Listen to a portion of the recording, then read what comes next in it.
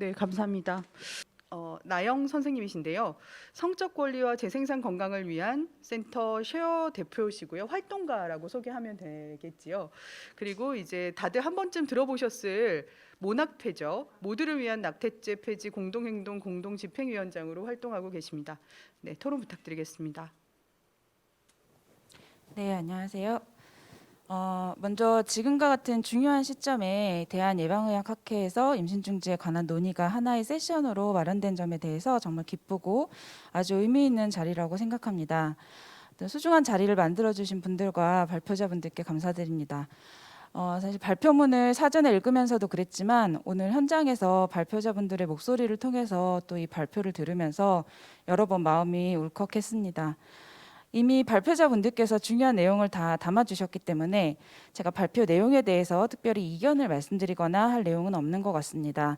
다만 현재 정부의 개정 입법 예고안이 발표되었고 권인숙 의원을 비롯해서 개정안이 제출되는 시기인 만큼 이에 대해서 오늘 발표자분들이 지적해 주신 내용 외에 추가적으로 말씀드리고 싶은 부분들을 좀 더 이야기하고자 합니다.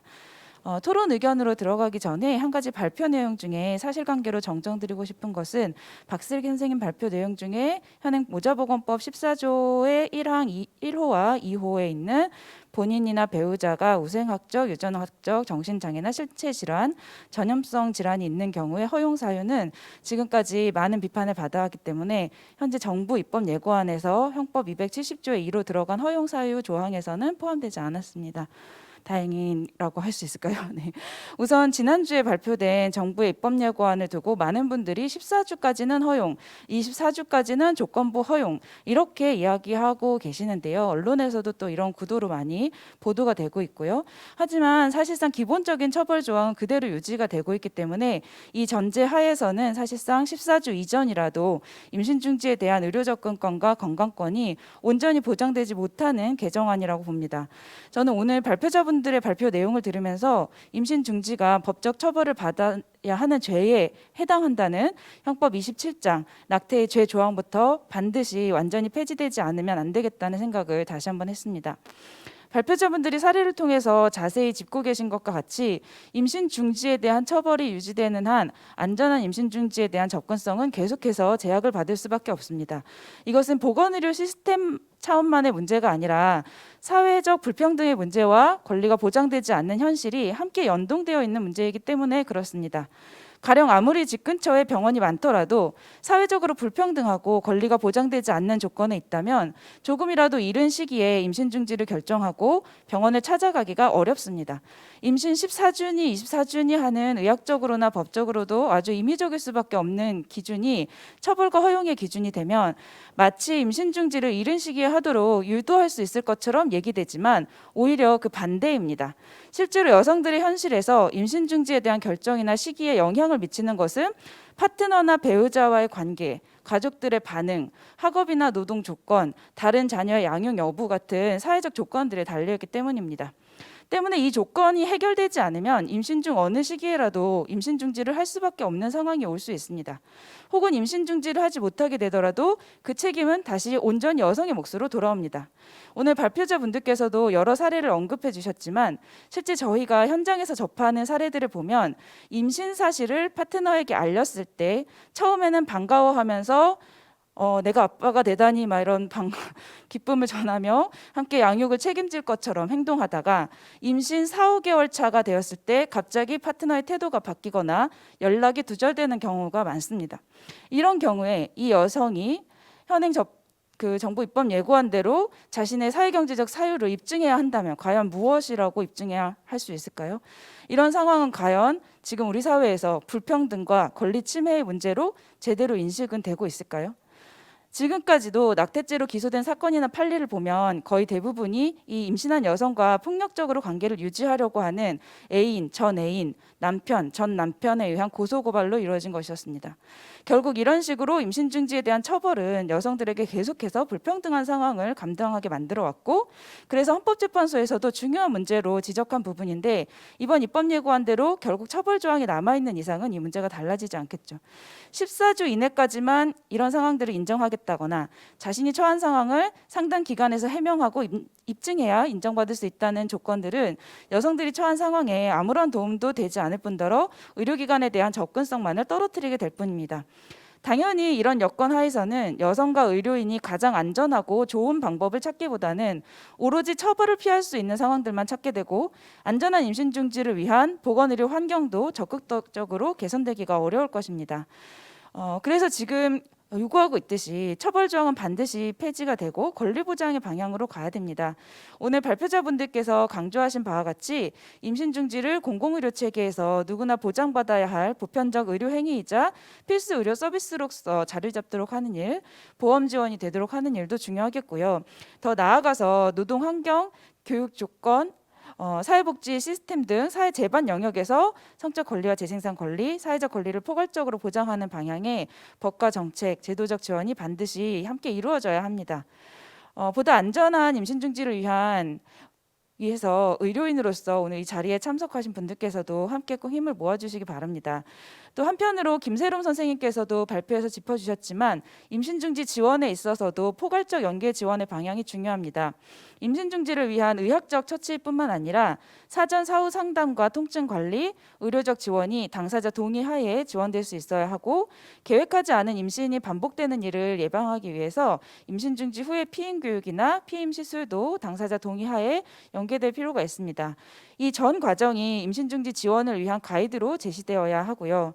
그리고 이때 사전 사후 상담이나 의료적 지원은 임신 당사자를 상담사나 의료인의 의지대로 설득하려는 과정이 아니라 연령이나 사회 경제적 상황, 건강 상태 등을 고려해서 당사자에게 필요한 정보를 주고 추가적으로 필요한 지원을 제공하기 위한 과정이어야 합니다. 그런데 현재 정부의 입법 예고안처럼 상담이 안전한 임신 중지와 임신 당사자의 필요에 따른 어떤 추가적 지원을 위한 과정이 아니라 단지 이 사람의 임신 중지 정당성을 확인받거나 생각을 되돌리겠다고 설득하는 과정이 되어버리면 굉장히 형식적이고 임신 중지 시기만 지연시키게 되는 불필요한 절차가 되겠죠. 오늘 김세론 선생님께서 이번 정부 입법 예고안 중에 모자보건법 개정안에 포함된 의료인의 진료 거부 허용에 대한 내용을 짧게 언급해 주셨는데요. 이 부분은 저희가 계속해서 반대해왔던 심각한 문제입니다. 정부안에 따르면 임신 14주에서 24주에 해당된다고 추정되는 여성의 경우에 의무적으로 상담 기간을 거쳐서 확인을 받고 다시 24시간을 기다려서 병원을 찾아가게 되어 있는데 의료인의 의료행위 거부권이 있어서 병원에 가도 의료인이 거부하면 임신 중지가 가능한 다른 병원으로 연계되는 것도 아니고 다시 상담 기관으로 가게 되어 있습니다. 그런데 아시다시피 산부인과 병원의 경우에 그나마 서울에만 집중이 되어 있고 다른 지역에는 굉장히 수가 적습니다. 만약에 이 여성이 청소년이거나 직장에 다니고 있거나 다른 아이를 키우고 있거나 하는 경우에 이렇게 몇 번이나 상담을 받고 병원을 찾아다닐 수가 없습니다.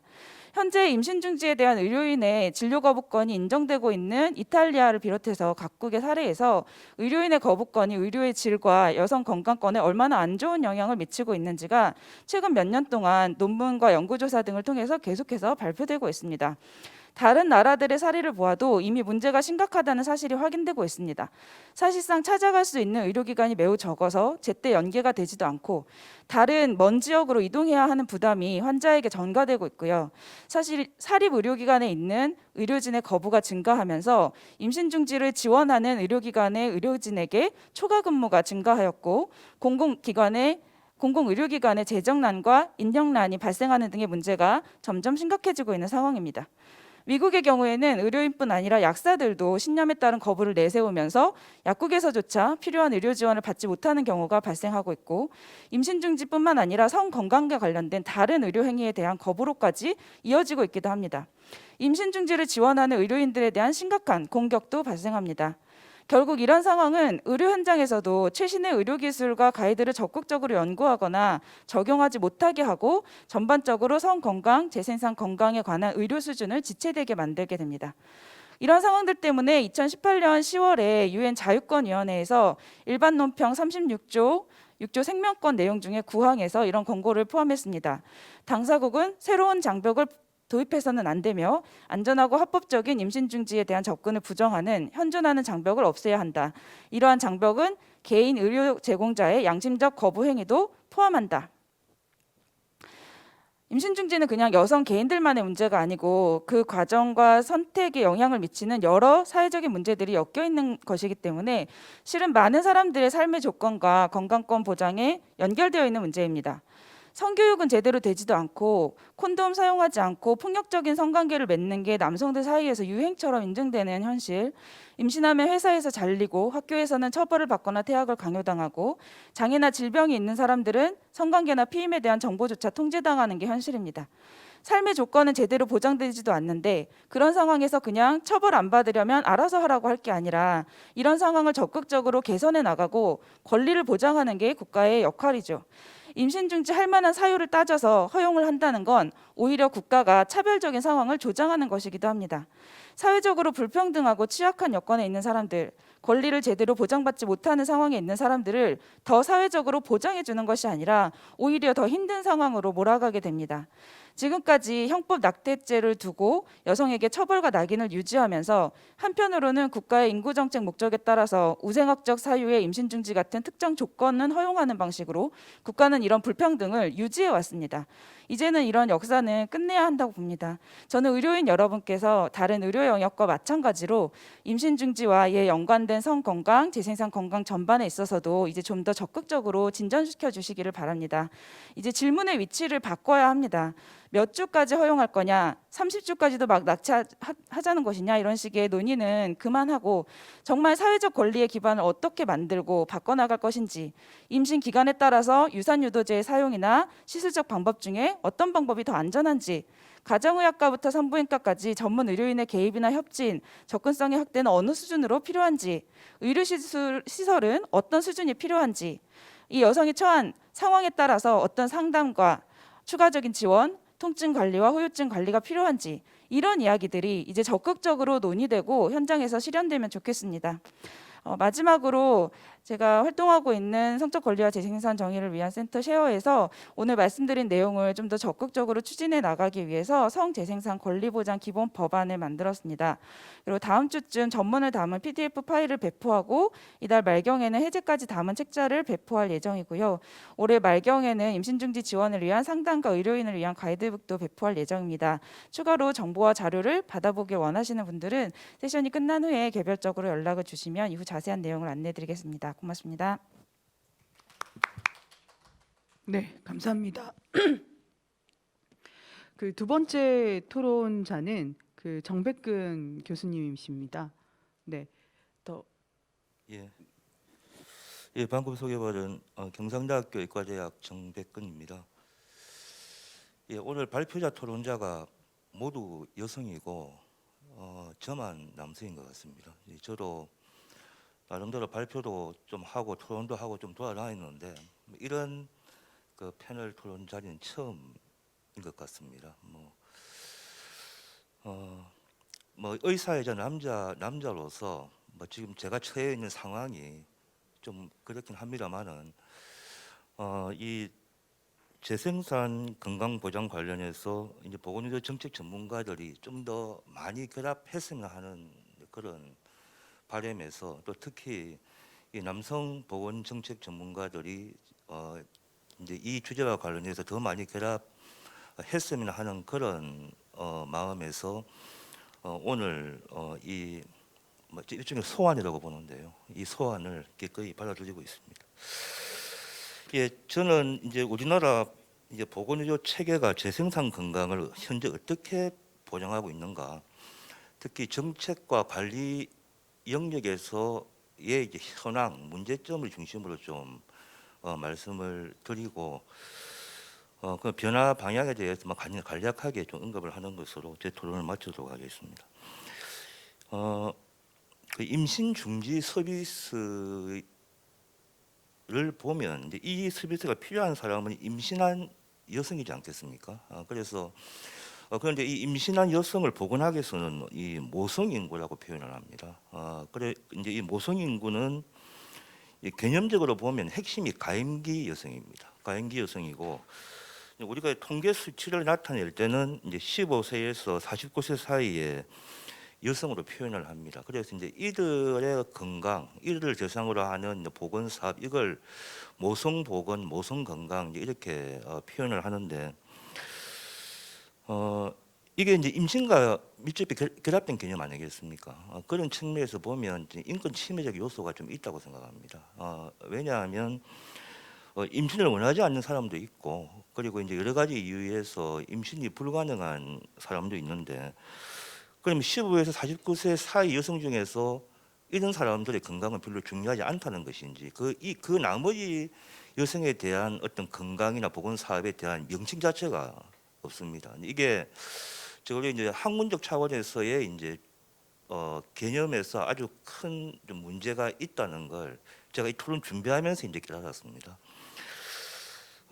그리고 이제 법과 정책 측면에서 좀 몇 가지 좀 살펴보겠습니다. 이 그 모성 건강, 여성 건강을 언급하는 보건의료 법규가 한 두 가지 정도 있는 것 같습니다. 첫 번째는 보건의료 기본법인데, 이 보건의료 기본법은 보건 관련 법률 중에서는 헌법적 위치를 가지고 있는 그런 법입니다. 그런데 이 법에서 여성 건강을 언급하고 있는데 12조에 여성과 어린이의 건강 증진과 관련된 조항이 있습니다. 그런데 이제 이게 그 보면 여러 가지 있습니다. 이 그 생애 주기 건강 증진 관련해서 몇 가지 조항이 있는데 다른 거는 다 단일 집단인데 이 여성은 어린이를 붙입니다. 그래서 이제 여성 건강을 독자적으로 어떤 조항에 넣는 것이 아니라 여성과 어린이의 건강 증진 이렇게 해서 이제 표현을 하고 있고, 또 이제 앞에서 여러분들이 언급하셨지만 모자보건법입니다. 이 모자보건법 안에 보면 일단 이 법의 목적 자체가 건강한 자녀의 출산과 양육을 도모하는 것입니다. 그래서 뭐 이 법을 가지고 뭐 임신 중지 또는 재생산 건강 이야기할 수 있겠느냐 이런 생각이 좀 듭니다. 그리고 이 제12조에 보면 인공 임신 중절 예방 등의 사업이라는 조항이 있습니다. 그러니까 이 모자보건법은 인공 임신 중절을 못하게 하는 이제 그런 내용들이 들어 있고, 그리고 이제 이 12조의 내용을 보면 그 맥락이 그렇습니다. 이 인공 임신 중절이 여성의 건강과 생명 존중 분위기를 해치는 안 좋은 행위다. 이런 맥락이 그 조항 안에 지금 들어 있다.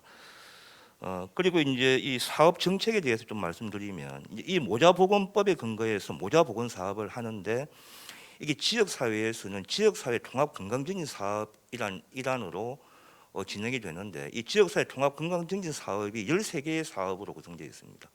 이 안에 여성 어린이 특화 사업이라는 게 있고, 이제 이게 보건소에서 이제 진행하는 그야말로 이제 모성 보건 또는 모자 보건 사업이 되는데, 뭐 가장 최근 올해 2020년 이 사업 지침을 보면 이 사업 내용은 전부 뭐냐면 임신부 산모를 대상으로 하는 사업입니다. 그래서 이제 우리나라 경우에는 이렇게 좀 해석할 수 있을 것 같습니다. 지금까지 제가 말씀드린 내용에 근거해서 보면 여성 그 자체의 건강 보건 의료 개념이 없다, 그런 이야기고요. 그래서 이제 이게 여성 건강을 독자적으로 사업화하거나 법제화하지 못하는 거죠.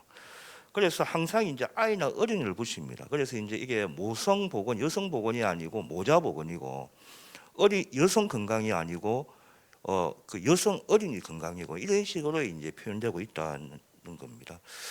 그다음 여러 발표자께서 공공보건의료기관, 공공보건의료 정책에 좀 기대를 많이 하고 계시는 것 같은데, 이 공공보건의료 강화와 관련해서 문재인 정부가 야심찬 대책을 발표했습니다. 공공보건의료 발전 종합대책이라고. 이 정책의 개념과 지향에 대해서는 그 이전의 공공보건의료 강화 정책과 비교해서는 매우 진일보한 그런 계획이라고 평가를 받고 있고, 이 공공보건의료를 필수 의료로 재정의했습니다. 이 대책 안에서. 그리고 필수 의료의 구체적인 항목들을 여기 제시하고 있는데, 이 안에 그 여성에 대한 의료가 들어 있습니다. 그런데 핵심 내용이 뭐냐?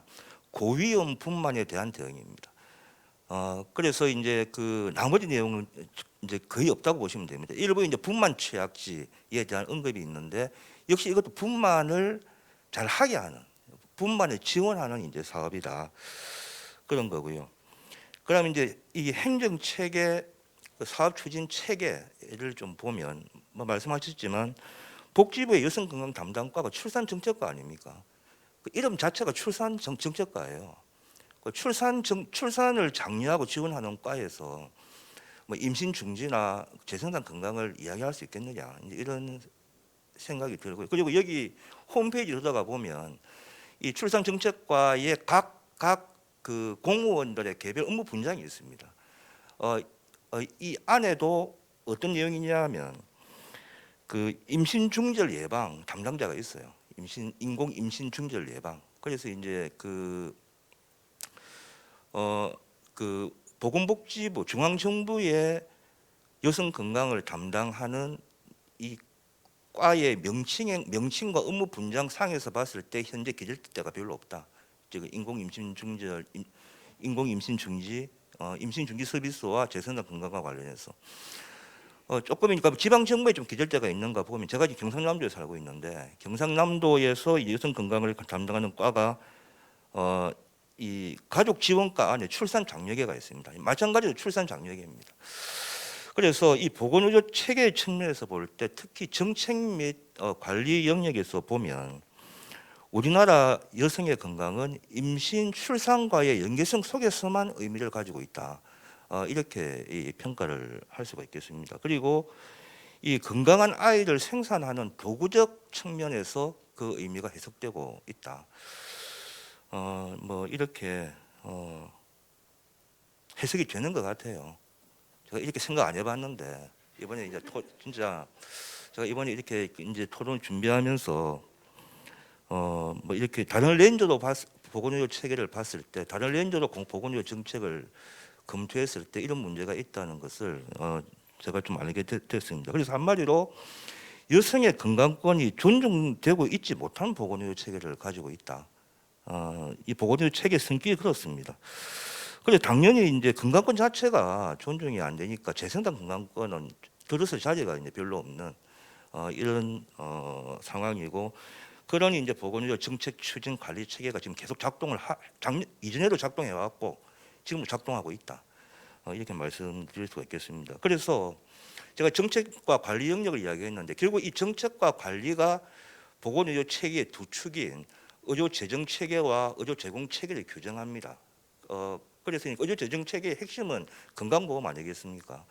그래서 이제 그런 내용들이 반영되지 못하는 거죠. 정책과 관리 영역에서 이런 내용들을 무시하고 있으니까 당연히 의료 서비스 공급을 하는 시스템과 이 건강보험 안에서 이런 내용들이 들어갈 자리가 이제 현재 없는 이런 상황입니다.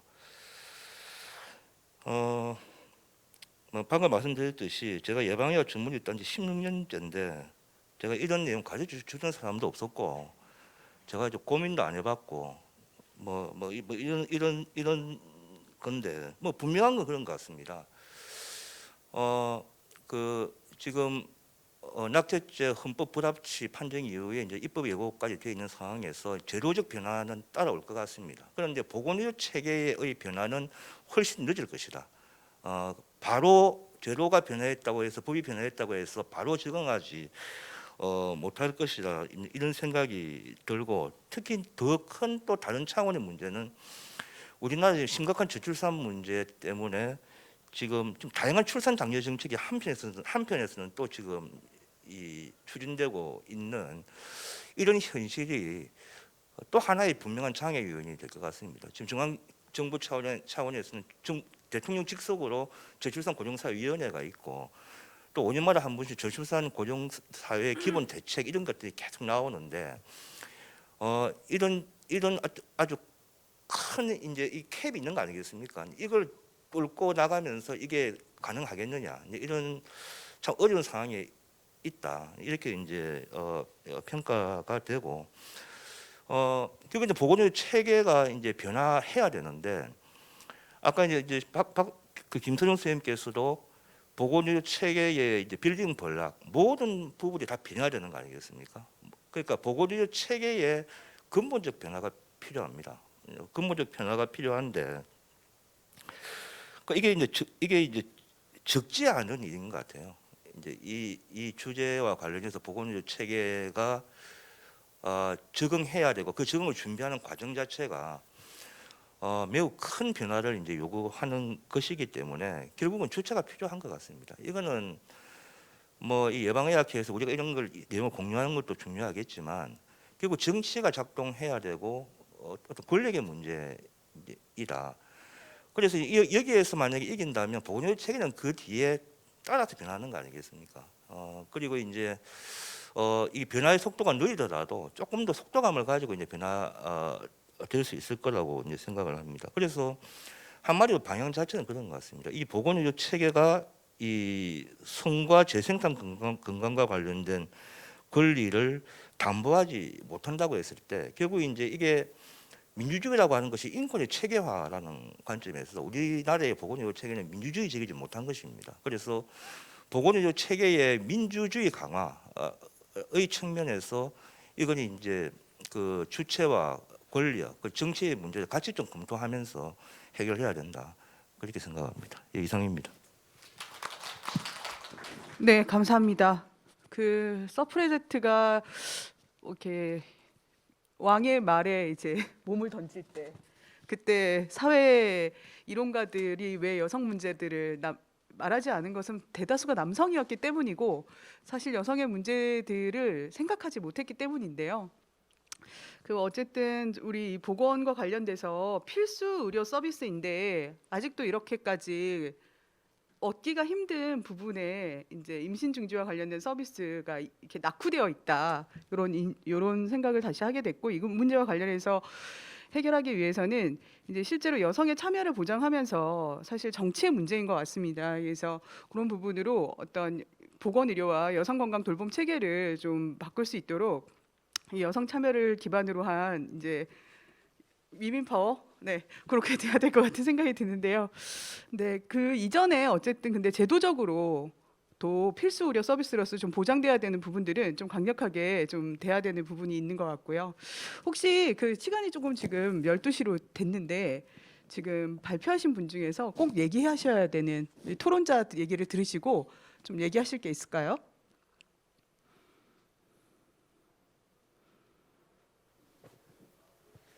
사실 준비를 하지 않아서 그 그러니까 사실 보건의료 체계의 변화라고 하는 것이 그 일반 여성들이 아무리 외치고 요구한다고 하더라도 그것을 반영할 수 있는 경로가 별로 마땅치 않다고 생각합니다. 사실 여성들은 이미 집회도 많이 하고 청와대 국민청원도 하고 설문조사도 하고 많은 것을 할 수 있는 것들을 다 하고 있는 상황인 것 같은데 기존의 보건의료 체계에서 아예 항목으로도 구분이 되지 않고 있는 재생산 건강을 중심으로 해서 여성들이 참여하고 의견을 개진할 수 있는 루트를 만들어 내려면 보건 정책 관리를 그래도 제가 전문이니까 나름 전문가라고 해도 되겠죠?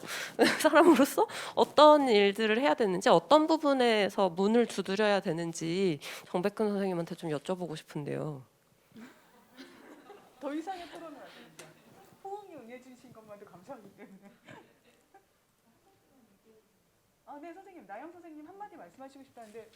아니 정백근 선생님 토론을 들으면서 그 이번 모자보건법 정부 개정 입법일권에 모성과 국민이라는 표현이 들어가 있다는 것이 또 떠올랐어요. 그리고 장애 여성의 이제 그 재생산권 관련한 정책에서도 대부분 출산 지원 정책밖에 없고 어떻게 건강한 장애에도 불구하고 어떻게 건강한 아이를 낳게 할 것인가 여기에만 굉장히 초점이 맞춰져 있어서 말씀하신 부분도 굉장히 중요하다고 생각하고 여전히 모성과 국민 같은 표현을 쓰는 것은 여성을 아예 모성이라는 어떤 성질 안에 이렇게 계속 가두고 있는 인식에서 전혀 벗어나지 못하고 있다는 점이 너무 한탄스럽고 예, 말씀하신 대로 보건의료 정책 전반에서 좀 그런 인식부터 바뀌어야 될 것 같습니다.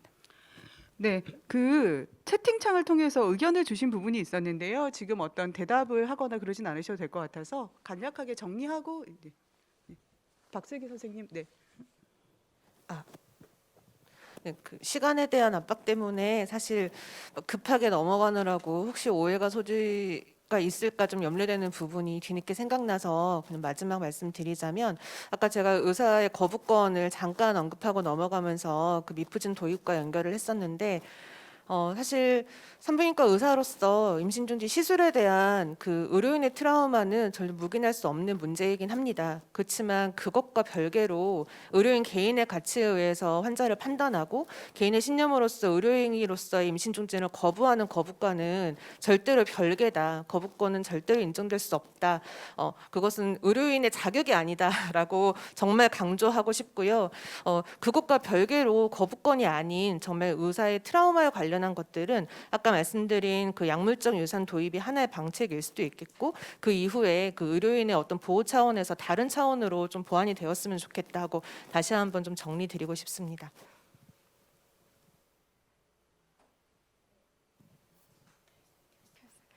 네, 선생님들 의견과 발표 들을 수 있는 기회를 주셔서 너무나 행운이라고 생각하고, 저는 90년대생 영영 페미니스트의 물결 흐름에 이제 편승하여서 이런 젠더 관점 연구에 눈을 뜨게 되었는데, 그럼에도 불구하고 옆에 박슬기 선생님이나 김세론 박사님 같은 훌륭한 분이 계시지 않았더라면 제가 여기서 이렇게 정리해서 발표할 수 있는 기회도 없었을 거라고 생각하고, 또 시민건강연구소 이사님이시자 저의 지도 교수님이신 김창학 교수님께 또 감사의 말씀을 드리고 싶습니다. 감사합니다.